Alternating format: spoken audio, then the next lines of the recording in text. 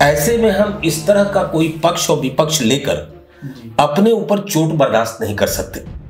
चोट बर्दाश्त करने का मतलब कि कोई बहुत हैवी लड़ाई लड़ने की स्थिति में हम नहीं हैं। और लड़ाई से बचने का एक ही तरीका है व्यक्ति का न्यूट्रल होना। खुल्लम खुल्ला न तो अमेरिका के पक्ष में खड़ा होगा और ना ही वह रशिया के पक्ष में खड़ा होगा, और स्थिति तो दोनों उसकी जान रहे हैं। तो आपके सवाल का जवाब यह है कि ये ऐसे ही चलता रहेगा लंबे समय तक, चाहे गोला बारूद के रूप में चले, दो कंट्रियों की लड़ाई के रूप में चले, या शीतकालीन युद्ध के रूप में चले। अरे कभी ये काम रशिया ने किया है, कभी ये काम अमेरिका ने किया है। पूरी दुनिया को हथियार कौन सप्लाई कर रहा है? यही लोग तो हैं। और हम भी जो है कमाल के राष्ट्र हैं, गुटनिरपेक्ष वाले। अगस्त में एक ऐसी घटना को जन्म दिया द्वितीय विश्व युद्ध में, जो दुनिया का सबसे बड़ा कलंक के रूप में जाना जाता है इतिहास के पन्ने में। दुनिया के दो खूबसूरत शहर नागासाकी और हिरोशिमा देखते देखते कूड़े के ढेर में तब्दील हो गए। क्या रीजन था? रीजन मात्र इतना था कि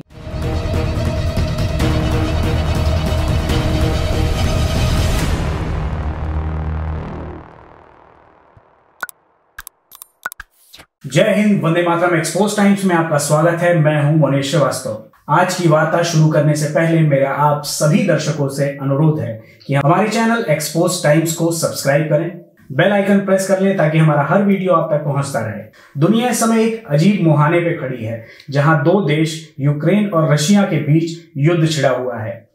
ये आज के चर्चा का विषय है। आज हमने इस पूरी चर्चा के लिए आमंत्रित किया है राजनीतिक विश्लेषक, रक्षा मामलों के भी जानकार हैं, शिक्षक रह चुके हैं, एनसीसी के रिटायर्ड ऑफिसर हैं। आपका नाम है डॉक्टर अरविंद कुमार सिंह। तो आइए स्वागत करते हैं और बात करते हैं डॉक्टर अरविंद कुमार सिंह जी से। डॉक्टर साहब नमस्कार। नमस्कार। आपका बहुत बहुत स्वागत है एक्सपोज टाइम्स में। जैसा कि आप जान रहे हैं, यूक्रेन और रशिया के बीच युद्ध चल रहा है। भारत जिस स्थिति पे खड़ा और पूरी दुनिया भारत की तरफ देख रही है। यूक्रेन के भी एक मंत्री का बयान आया, उन्होंने महाभारत का उदाहरण देते हुए भारत से हस्तक्षेप करने की, उधर बाइडेन ने भी भारत से हस्तक्षेप करने की, पुतिन की भी मोदी जी से बातचीत हुई। इसको आप कैसे देखते हैं और भारत जो स्टैंड ले रहा है वो भारत के लिए और इस युद्ध के लिए कितना सही और गलत है? पहली चीज तो ये समझे कि मध्यस्थता के लेवल पे किसी को स्वीकार अगर करते हैं दो राष्ट्र, तो वो कौन शख्सियत हो सकती है? जी। या तो उन दोनों से सर्वशक्तिशाली हो, या दोनों को वो स्वीकार्य हो। जी। अब यहां अगर आप स्थिति देखेंगे तो भारत सर्वशक्तिशाली भी नहीं है। अगर होता तो कहीं ना कहीं दो गुटों में एक में शामिल हो गया होता। जी। वो गुट निरपक्ष में ही है। बातें भारत की मान ले, ये भी संभव नहीं है। रशिया का जो एम है, उद्देश्य है, उस उद्देश्य में रुकना नहीं है। वो अपने प्रतिद्वंदी के रूप में अमेरिका को देख रहा है, भारत को नहीं देख रहा है। नंबर भी आएगा तो फिर वो चाइना का, हम तो बहुत तीसरे नंबर पे हैं, चौथे नंबर पे। तो पहली चीज तो ये। दूसरी चीज, जहां तक भारत का सवाल है, भारत की प्राथमिकता फिलहाल दो है। जी। अभी हम बड़ी मुश्किल से आर्थिक ग्रोइंग लेवल पे जा रहे हैं।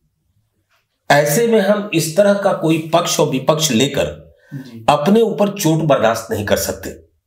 चोट बर्दाश्त करने का मतलब कि कोई बहुत हैवी लड़ाई लड़ने की स्थिति में हम नहीं हैं। और लड़ाई से बचने का एक ही तरीका है व्यक्ति का न्यूट्रल होना। अभी हमारे घर के आसपास ये कोई आंच आई भी नहीं है। आंच कब आनी प्रारंभ होगी? जिस मकसद से, जिस स्वार्थ से चाइना इस समय रशिया को सपोर्ट कर रहा है, कि अगर यूक्रेन पे रशिया सफलता पा लेता है तो कहीं इनडायरेक्टली यह एक नजीर बनेगी कि अगर चाइना ताइवान को अपने कब्जे में कर रहा है तो क्या बुरा कर रहा है। चलिए यहां तक भी बात मान ली जाएगी, लेकिन वही चाइना अगर भारत के अरुणाचल प्रदेश या किसी और के ऊपर हमला करता है ये मान के कि ये हमारे हिस्सा है, तो यह पूरा घटनाक्रम बड़ा दिलचस्प हो जाएगा कि अभी के जो हमारे सारे निर्णय हैं वो उस समय कितना दूरगामी परिणाम देने वाले होंगे। कौन हमारे साथ खड़ा होगा, क्योंकि कहीं न कहीं नैतिक बल के लिए और अन्य चीजों के लिए अन्य राष्ट्रों को भी अपने साथ खड़ा करने की स्थिति बनेगी जी। ऐसे में भारत का गुट निरपेक्ष स्थिति में बने रहना अभी वर्तमान समय की डिमांड है। और मैं जहां तक समझता हूं, भारत किसी भी सूरत में खुल्लम खुल्ला न तो अमेरिका के पक्ष में खड़ा होगा और ना ही वह रशिया के पक्ष में खड़ा होगा। और स्थिति तो दोनों उसकी जान रहे हैं कि भारत न तो नाटो देश में शामिल है, न ही भारत WTO में शामिल है, भारत गुट निरपेक्ष में है। इसलिए उसका जो बिहेवियर है वो बिल्कुल वही प्रतिपादित कर रहा है, दिखा रहा है जो उसका स्वभाव है भारत का जी। सर, जो ये युद्ध चल रहा है इसको किस परिणति पे पहुंचना है, या यूं कहें इसका क्या परिणाम होगा और क्या होना चाहिए? बातचीत उसका हल होगा या युद्ध ही हल होगा? बड़े अगर दिलचस्प अंदाज में बात की जाए तो 1939 और 45 द्वितीय विश्व युद्ध से जो वर्चस्व की लड़ाई चल रही है, जो फिलहाल शीत युद्ध के अंतर्गत थी, और 1991 तक जी, जो कि 15 राष्ट्रों के विभाजन तक चला गया सोवियत संघ के, शीत युद्ध ही तो था बीच का। बिल्कुल। अमेरिका का कोई रशिया से युद्ध तो नहीं हुआ गोला बारूद वाला, लेकिन अंदर ही अंदर चलता रहा। तो आपके सवाल का जवाब ये है कि ये ऐसे ही चलता रहेगा लंबे समय तक, चाहे गोला बारूद के रूप में चले, दो कंट्रियों की लड़ाई के रूप में चले, या शीतकालीन युद्ध के रूप में चले। अभी इसकी तत्काल परिणति की बात अगर आप कह रहे हैं तो मैं तो यही कहूंगा कि ये किसी परिणति पे पहुंच जाए। परिणति पे पहुंचने का मतलब यह है कि पुतिन साहब या तो विड्रा कर दें फिर कभी, या अगर वो इस लेवल पे चले जाते हैं कि नहीं हमें परिणाम लेना है, क्योंकि अगर यूक्रेन को हम अपने में शामिल नहीं करेंगे तो हमारे लिए और बड़ा खतरा इसके आगे उपस्थित हो रहा है नाटो देश के रूप में, तो पुतिन पूरी ताकत लगा देंगे यूक्रेन को रशिया में, रशिया उस पर शासन करने की तो बात नहीं कर रहा है, अपनी कठपुतली सरकार बैठाने की, और उसको गवर्न करेंगे। ऐसा भी है कि वहां पे लोगों को सेना से भी कहा गया है कि वो तख्ता पलट दें। नहीं, ये तो देखिए, ये स्ट्रेटजी तो हर युद्ध में चलती है, जिसको हम साइकोलॉजिकल वॉर बोलते हैं। एक तरफ जो है वो जहां जेलेंस्की ये कह रहे हैं कि अगर रशिया के सैनिक चाहते हैं कि अपनी जान न गंवाएं तो अपने देश वापस हो जाएं, और वहीं दूसरी तरफ जो है वो पुतिन साहब का ये है कि वो सरेंडर कर दें, इसी में उनकी भलाई है। तो ये साइकोलॉजिकल वार तो चलता रहता है, और बातचीत तो मैं ये मानता हूं कि सिर्फ युद्ध को थोड़ा लंबा खींचने का बहाना है। समझौते का मूड अगर होता तो समझौते का अर्थ होता है 2 कदम तुम चलो 2 कदम हम चले तो समझौता होगा। मुझे नहीं लगता कि रशिया यूक्रेन से समझौते की स्थिति में है। जिसके पास पावर होता है वो कमजोरों से समझौता नहीं किया करता, वो छीन कर हासिल किया करता है। बस फर्क इतना ही है कि आज यूक्रेन के साथ नाटो देश खड़े हैं, अमेरिका पीछे खड़ा है, इसलिए यूक्रेन को लगता है कि रशिया आसानी से वो सब हमसे हासिल नहीं कर पाएगा जो वो हासिल करना चाहता है।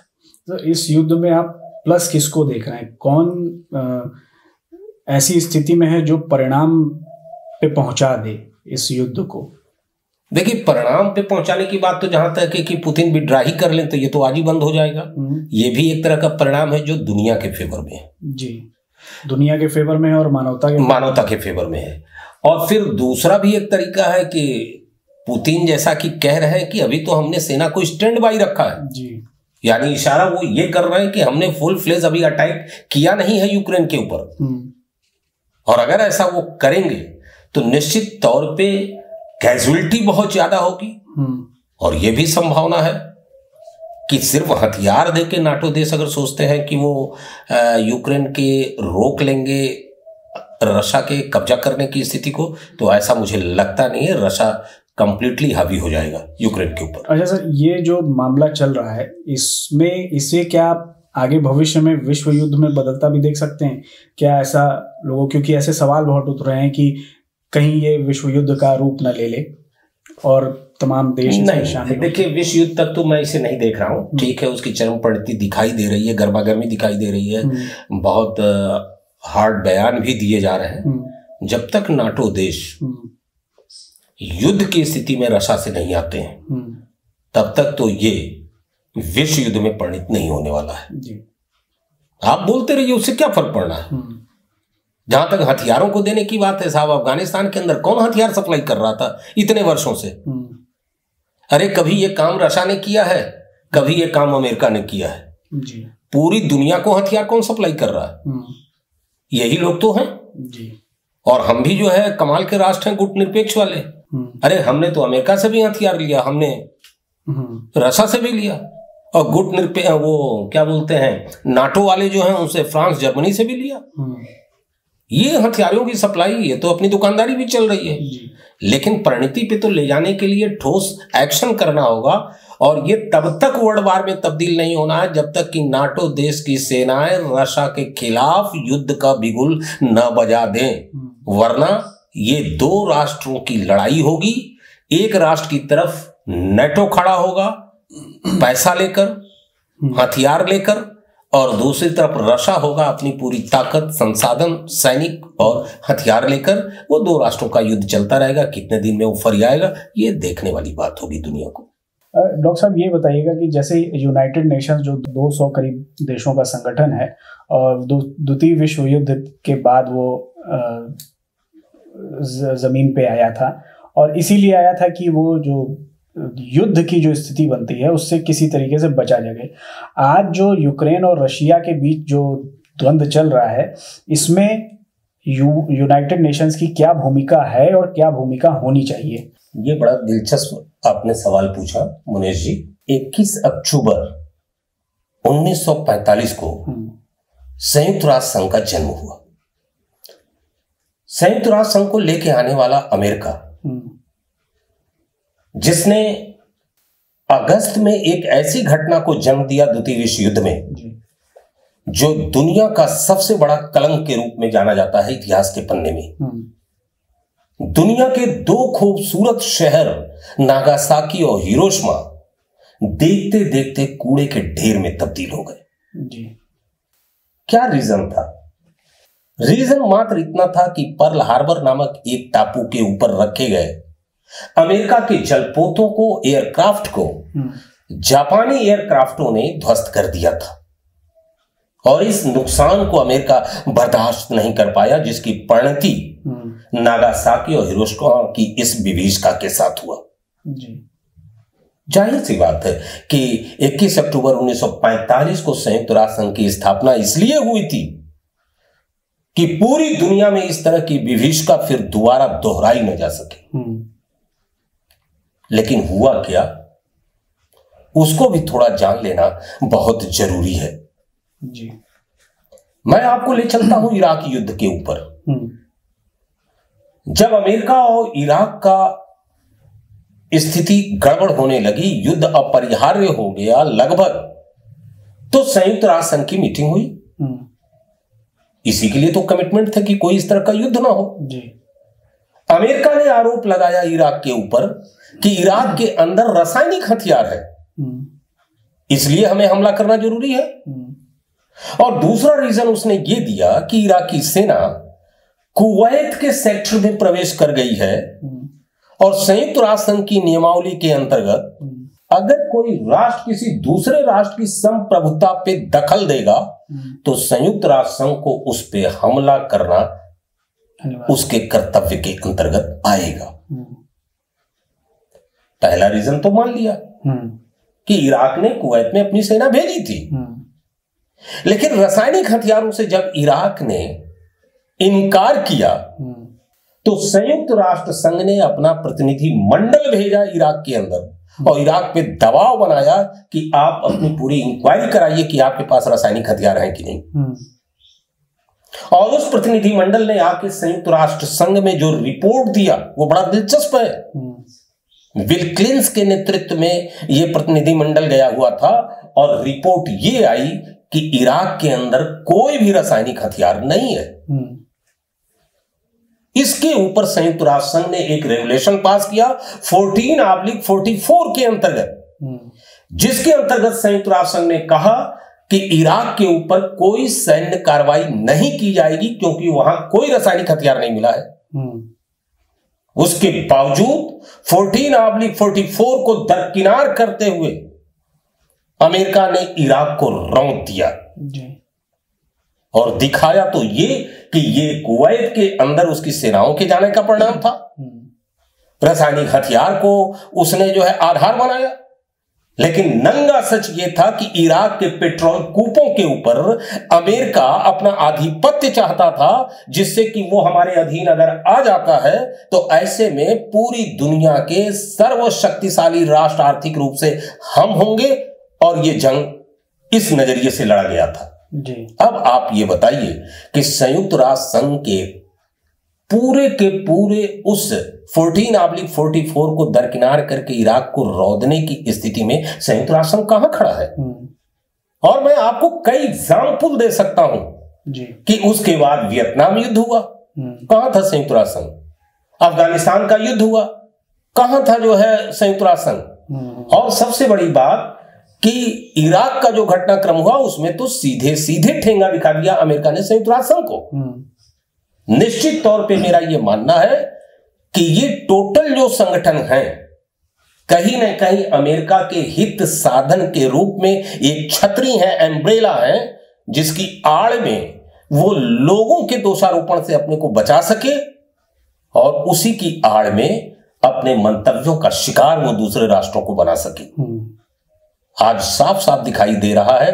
वैसे भी मानस में जो तुलसी ने लिखा कि समरथ को नहीं दोष गोसाई, उस स्थिति में दिखाई दे रहा है कि दुनिया में जो ताकतवर होगा वह पूरी दुनिया को अपने अनुसार चलाएगा और छोटे राष्ट्रों को अपने अनुसार नचाएगा। यही स्थिति आज दिखाई दे रही है और यही कारण है कि इस वर्चस्व की लड़ाई में एक तरफ अमेरिका दिखाई दे रहा है तो दूसरी तरफ रूस दिखाई दे रहा है, तीसरी तरफ चाइना दिखाई दे रहा है।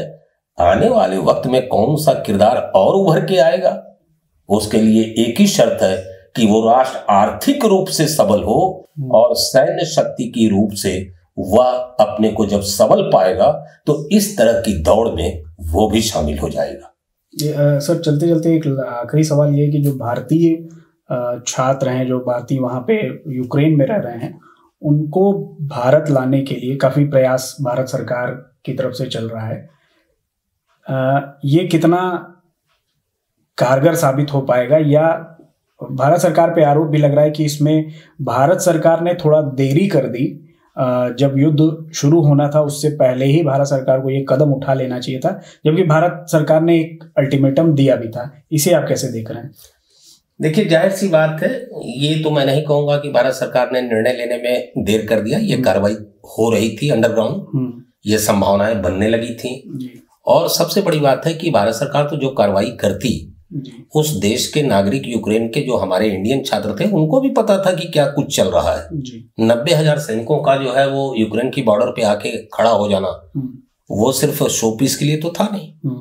और भारतवर्ष की आज के वर्तमान समय में सबसे पहली प्राथमिकता अपने वहां के नागरिकों को देश में वापस ले आना है जी। और यही कारण है कि भारत के संबंध दुनिया के विभिन्न राष्ट्रों से अच्छे हैं, इसलिए उसको सपोर्ट भी मिल रहा है। आपने देखा होगा कि वही नाटो देश जो यूक्रेन को सपोर्ट कर रहे हैं, उन्हीं नाटो देशों की तरफ से होके हमारे बोइंग विमान जो है इंडिया आ रहे हैं। हमारे छात्र वहां से जो है उन कंट्रियों में गए और वहां से फिर लेके यहां तक कि रशियन सैनिकों ने इंडियन छात्रों को कोई नुकसान नहीं पहुंचाया और वहां की एम्बेसी लगातार संपर्क में बनी रही। तो इस तरह की स्थिति में भारतवर्ष ने अच्छा कार्य किया है। और ये एग्जाम्पल तो पहले भी है मनोज जी, इसके पहले भी और जो कार्रवाइयां हुई, चाहे अफगानिस्तान की हो, कहीं का भी हो, मुझे याद है कि उस समय जनरल वीके सिंह जी हुआ करते थे, सुषमा स्वराज जी हुआ करती थी, जो अब दिवंगत है, नहीं है। उन लोगों ने बड़ा अच्छा कार्य किया था और उन लोगों को लेकर आया था। और मैं भारत सरकार की, क्यों, कोई भी ऐसा राष्ट्र जो कि युद्ध में डायरेक्टली वाबस्ता नहीं है, वो अपने नागरिकों को लेकर आएगी ही, और ये अच्छा कार्य है। भारत को किसी युद्ध में शामिल नहीं होना है, उसे सिर्फ अपने नागरिकों को वहां से वापस ले आना है, और इस कार्य को भारत सरकार बाखूबी कर रही है, जो उस कंट्री से आए हुए छात्रों के वक्तव्यों से भी देखा समझा जा सकता है, जो उन्होंने भारतीय धरती पे आकर अपने स्टेटमेंट दिए कि भारत सरकार ने किस तरह का कार्य किया है उनको बचाने के लिए।